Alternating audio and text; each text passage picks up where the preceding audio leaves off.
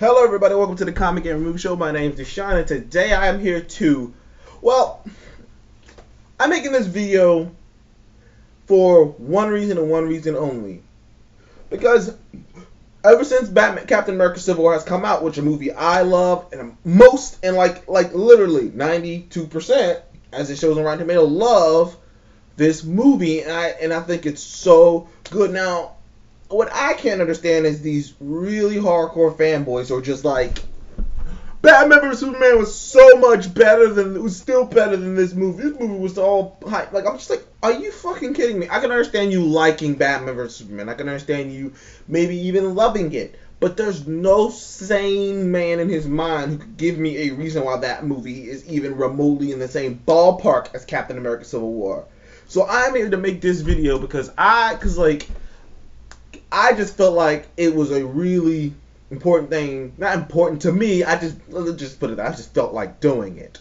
Five reasons Captain America Civil War was better than Batman vs Superman, and maybe Warner Brothers will learn from this. Maybe they'll do something better in the Justice League movie. But these are the 5 reasons. First of all, number one and foremost, you knew every character's motivation. Batman vs Superman was a sloppy mess. You had no clue. The only character you knew why he was doing what he was doing was Batman, and even then it became, in the end, a fucking joke of a reason, because he doesn't even fulfill it, even though the circumstances in which he wants to kill Superman really doesn't change, except he realizes he has a mom. I'm like, so fucking what? You just killed a bunch of fucking other guys who had moms and you didn't really care about them. What's the difference between this guy? Only difference between them and this guy, they might kill 5 people. He might kill everyone. So you're just not gonna stab him just because he has a mama? No, you stab him anyways, then go stab his mom. That's what happened. But unlike Captain America Civil War, which is literally you understand everybody's perspective. You know what Cap stands for. You know why Tony's doing what he's doing. Because Tony feels responsible for so much. He feels like maybe we should be accountable. You know why Cap doesn't feel that way? Because Cap is a, liberties guy. And plus he's been screwed over so many times by the government that he's like, no, man, why are we going to put this power? Agendas change. We're going to be working for some guy who might be, they're going to tell us who the bad guys are now. That's basically what's going to be going on. We're going to be working for the government. What if the government's corrupt? You understand where everyone's coming from. Scarlet, you understand that freaking, Vision makes the logical decision. You understand that Spider-Man really just wants to impress Tony Stark, because even though in the fight himself, he's like, kid, did he, like, Cap's like, did he tell you? No, well, he told me you're a guy who thinks you're doing the right thing, but you're not. So I gotta take you in. Like, literally, you understand why Black Widow's stuck on the fence about this, because he's like, there's no really right and wrong answer. There's no right and wrong answer to this. But Batman vs Superman was so horrible. Even the main villains, you don't have to go as far, but the main villains. Baron Zemo, he wasn't even the Baron Zemo from the comic books, was more compelling than Lex Luthor was through his entire movie. Because Lex Luthor was a fucking loony who had no business even doing anything. So I really had no clue what his fucking vibe was. Why did he want to do what he's doing? Baron Zemo, spoiler alert, spoilers, by the way, spoilers.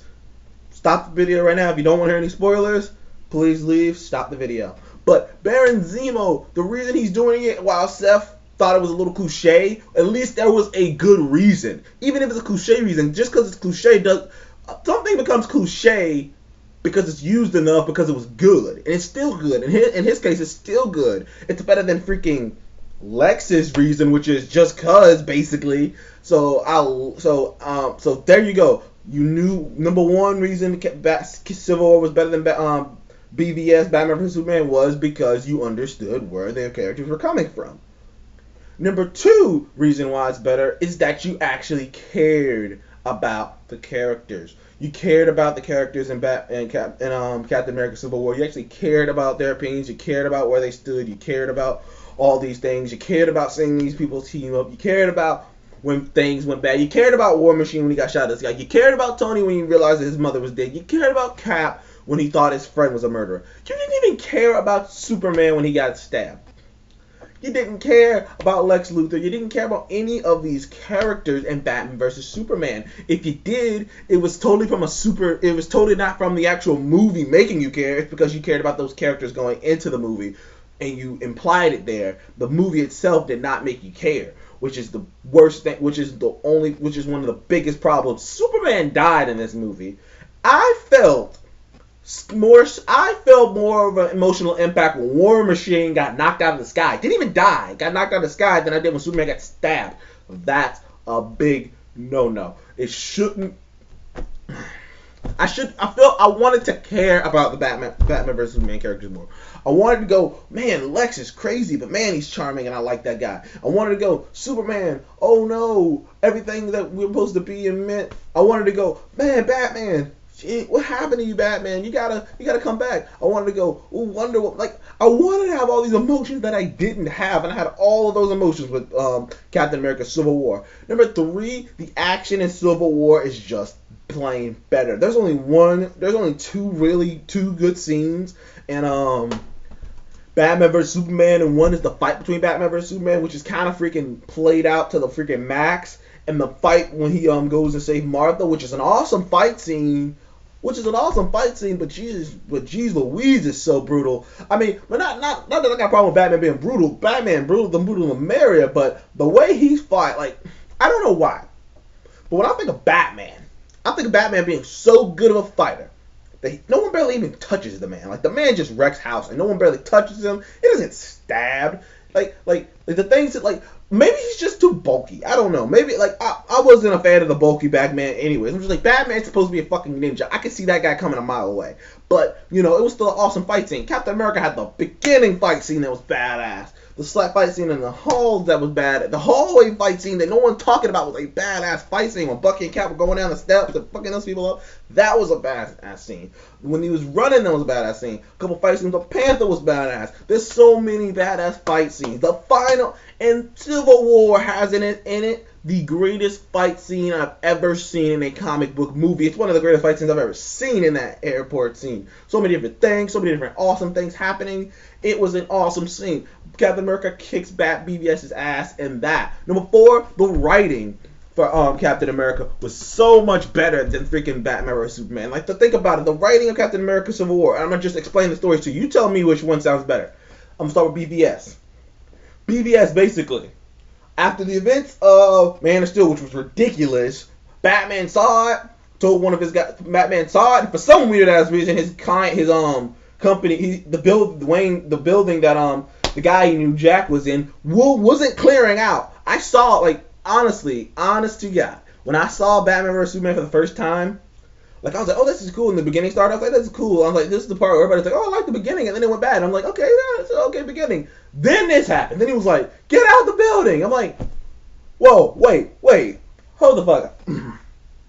Because I see Zod, and he doesn't have his armor on anymore, and I see Superman pushing Zod through the building, and he's like, get out of the building. I'm sitting there like, wait a minute. I know for a fact, I watched Man of Steel.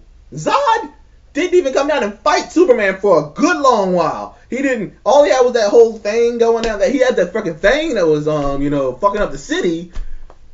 But he didn't even take off his armor for a good long while. So I'm like, wait a minute. So y'all just sat in the building the whole damn time? Y'all didn't evacuate the building? You were waiting for Bruce to fly a plane down there and ride all the way into town to tell y'all to leave? I laughed. Some guy looked at me, and I was like, and he was like, what are you laughing for? Like, he didn't say that, but he gave me the why you laughing look. And I'm just like, because these fucking idiots deserve to die. Why didn't they evacuate the building? But anyways, I digress. And it's Batman sees all these events. He sees people die. She's a little girl. Holds some little girl, and mother died. And he's looking up at Superman. He's like, I'm gonna get you. So now it's this whole hubbub about, like, Superman. Should we have a Superman? What should we do with Superman? And it's the whole conversation about should we have a Superman only lasts like 30 freaking minutes. Then it's a whole thing about Batman trying to kill Superman. He's looking for kryptonite. Then you think that he's gonna go after Lex, because Lex is like, yeah, Lex is trying to push for having kryptonite weapons too to take down Superman. You think they'd be working together, or either they'd be working together or he'd be working to take him down. But they don't. So Batman wants to take out Superman because he thinks he's a threat. Thinks he's this big threat. Without ever having a conversation with him, he just thinks he's this big threat. Thinks he's this non-human being kind of thing with Lex behind the background. Wonder Woman randomly shows up because she's looking for something, and she gets a hard drive that has all the shit on it. Like, do you see how crazy this shit gets?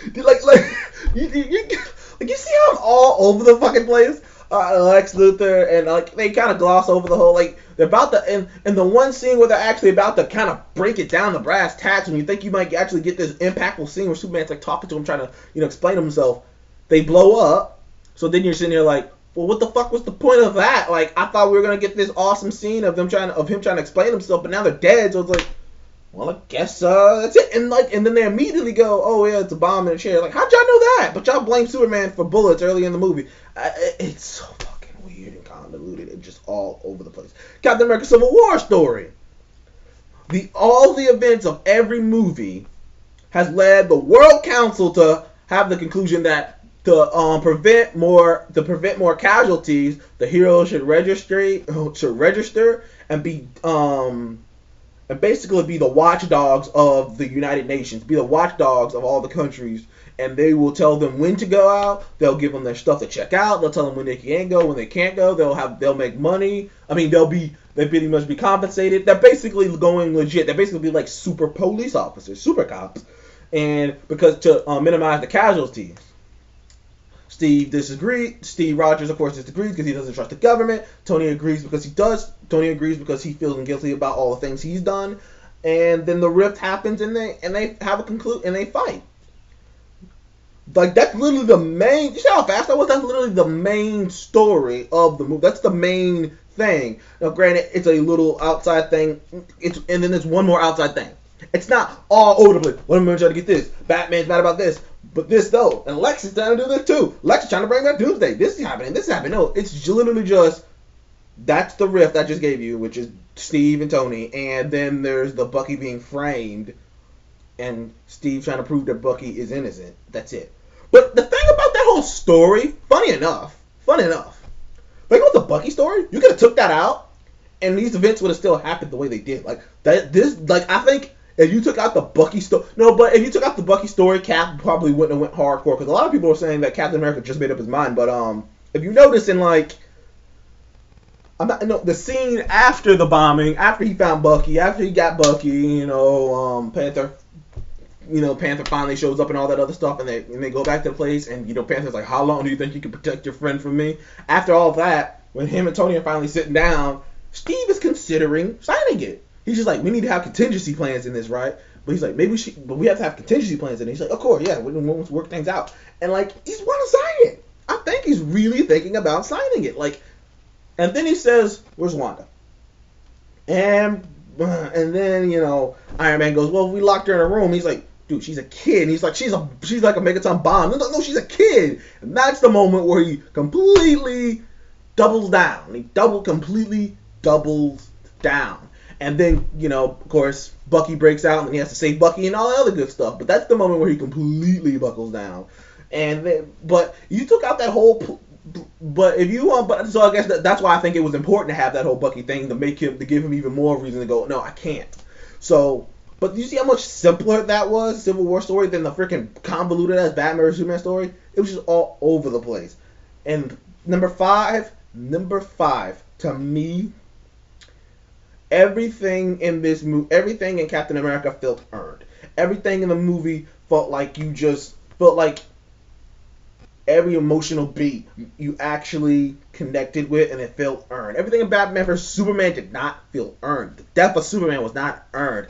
The whole Justice League, the Trinity coming together, I was just like, okay. It wasn't as big of a deal to me as it should have been. That should have been the Avengers pop off in my head moment. But it wasn't. It was just okay, where the fuck have you been the whole time, Wonder Woman?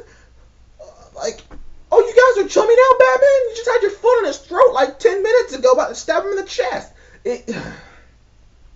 And nothing in this movie felt earned.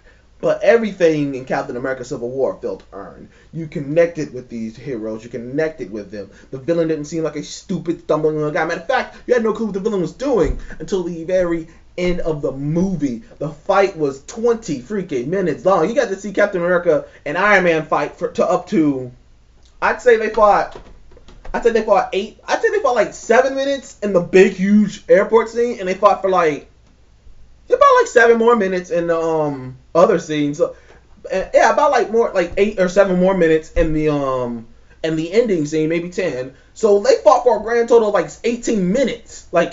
Batman vs Superman, they fought for like 4 goddamn minutes, and then we're just over it. So,